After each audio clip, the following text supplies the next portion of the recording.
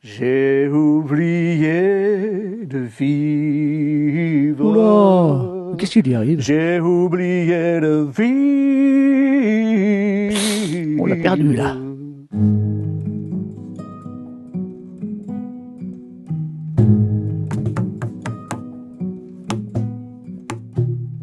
C'est quoi vivre? C'est une question fondamentale. C'est vraiment profond. C'est essentiel. C'est quoi vivre? Alors je vais donner un exemple, un premier exemple qui met un peu tout le monde d'accord.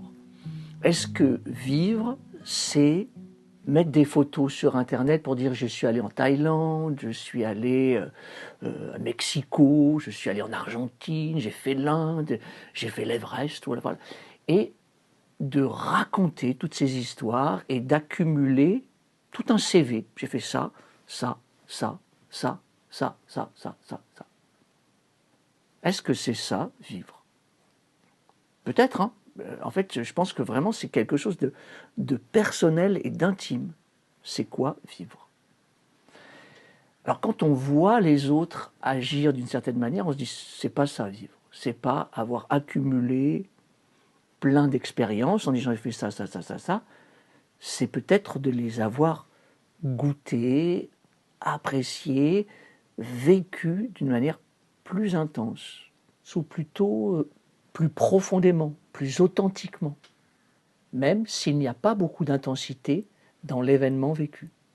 Ne sommes-nous pas tous un peu comme ces touristes qui accumulent des expériences tout en ne sachant pas comment vivre en présence chaque situation? En tout cas, la question se pose, est-ce que l'on peut vraiment vivre les choses si l'on est concentré sur la narration des choses? Je vous propose une petite expérience. Voilà, je vous fais quelque chose, un petit jeu d'acteur. On va voir. Je prends mon café. Oh là là, j'ai vachement de boulot. Je ne sais pas comment je vais faire, je ne vais pas m'en sortir. Voilà, c'est une première manière. Est-ce que j'ai vécu? J'ai vécu quoi? J'ai vécu de penser à mon boulot ou j'ai vécu d'avoir bu mon café? Je ne sais pas. C'est vraiment à chacun de voir qu'est-ce qui est vécu. J'essaie une autre proposition. Oh là là, il est super bon ce café. C'est vraiment mon café préféré. Déjà rien que l'odeur. Oh, super. Oh, je suis vraiment content. Bon voilà, c'est une autre proposition. Est-ce que ça aussi c'est vivre? Une dernière proposition.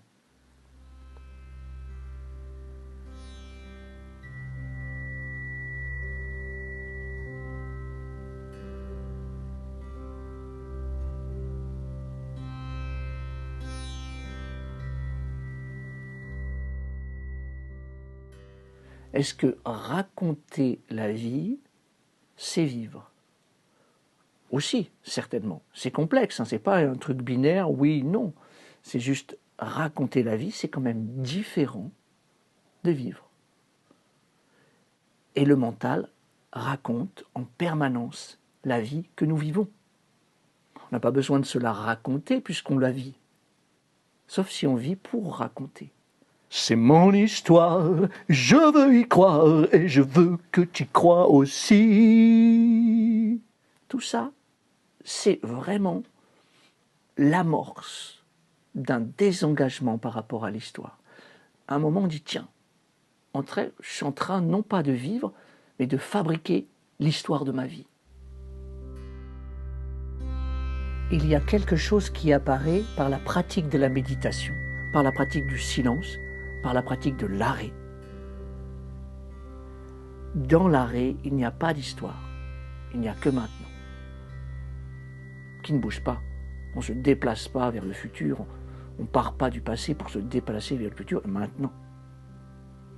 Le fait qu'il n'y ait pas d'histoire, qui est une amorce de libération par rapport à l'histoire, c'est fondamental.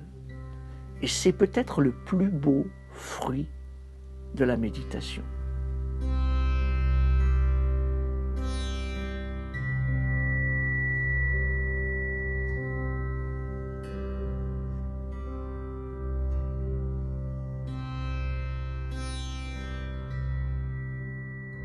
J'ai oublié de vivre. Oh, ça y est, il recommence. J'ai oublié de vivre. Oh là là.